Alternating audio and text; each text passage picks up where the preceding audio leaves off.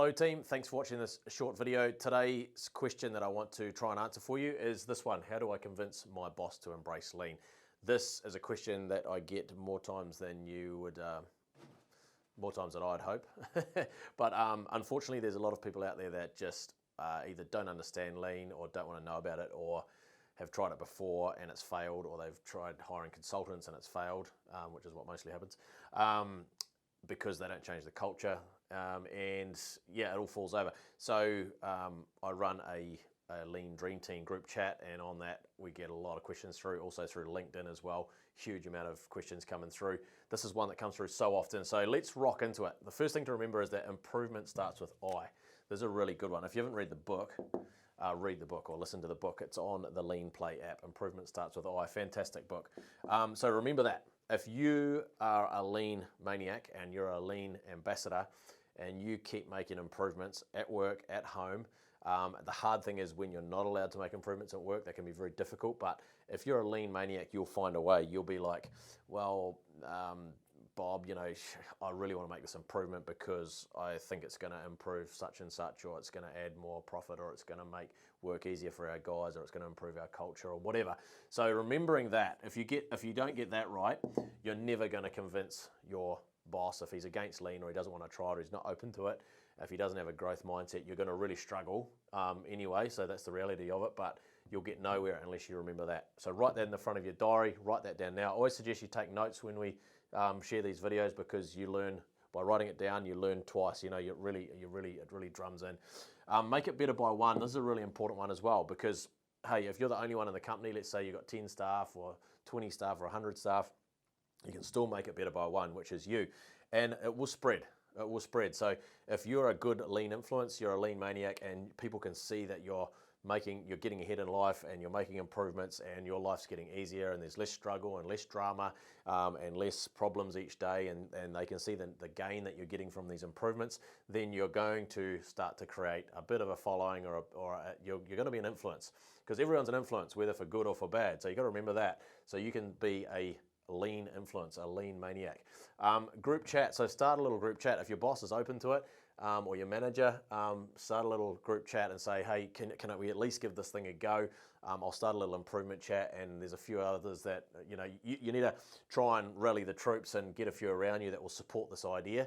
The first thing you needed to get them to do, of course, is to download the Lean Play app and get them to listen to Paul's book, 2 Second Lean, How to Build a Fun Lean Culture. It's so important. So if you can get them to do that, you're going to start to get people on board. If you can get your boss to do that, you're going to go a long way to getting him on board. But if he won't read the book or won't listen to it, you are going to keep struggling, but at least then you can move on with these other things which I'm sharing with you today. And I'll tell you what, these things work, because we've got lots of contacts and people that we work with that have tried these tips and they work. So give it a go. Better by one. Start this little group chat if he'll let you. If he won't, start a little group chat just with the peers in your business that want to get better every day, that want to improve, that want to do continuous improvement at home and at work, and fix what bugs them, remove the struggle from their processes. So start that. And then you can, once you've got a bit of, you know, you can actually share that with your boss every day. So, hey, look, by the way, I've set up this little group chat, and here's some of the improvements that are coming through, and show the before and after videos or the before and after photos, and you'll start to hopefully get his attention.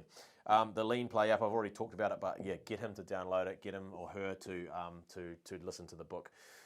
Join a Lean chat yourself, so maybe a group chat on LinkedIn, or a group chat on WhatsApp, or hit me up and you can join our chat. And that way, again, it keeps you inspired and keeps you motivated. You can ask questions. You can. There's always some good material going in there, and you can share those videos and materials with your boss and with your team. Because even if you're not in a leadership position or a management position, you can still be such a powerful influence for good, and it won't be long. Any lean maniac I know always rises to the top. They always end up in the 1%, because they're already in the 1%, they're thinking like that, and it's like the cream rising to the top. You will just outstrip your peers so quickly. And lean's not about climbing the corporate ladder at all. That's not what it's about. Lean is about helping others to grow and learn. It's not a selfish idea. It's a very unselfish principle. But because of that, you'll just naturally rise to the top. At Premier Group and all the businesses that we coach, it's the lean maniacs that rise to the top really quickly, without even really consciously realizing that, or even if that's not their goal. So you'll soon rise to the, to better positions, and you'll get better opportunities. And if you don't, look for other lean companies who have that obsession for lean, like us or others around you in your area. Get to know business owners and business people around you. Connect with them on LinkedIn. See who's doing lean. See who's doing continuous improvement every day at a high level. And hey, you'll soon find a job, because lean maniacs are really hard to come by. They're the 1%ers. And I'll say that from my heart. Like, out of every 100 people that we interview, there would only be 1 or 2 that would be a lean thinker that really share or already are doing continuous improvement every day as a habit. Keep listening to the book. That keeps you inspired and motivated. So, because you'll find you will decline too, you'll come and go. But by continuously listening to that book, watching AME tours, because there's lots of awesome AME tours out there, and that'll really help. Come on a lean tour, or try and get your boss to come on a lean tour. Visit a lean company, walk around, see the culture, see the smiles, see the energy, see the flow. People working hard, getting it done, but working with less struggle and less stress and less drama and less fires to put out, and people that are doing much less hours. Check out our AME tour. Just Google Premier Group NZ AME tour.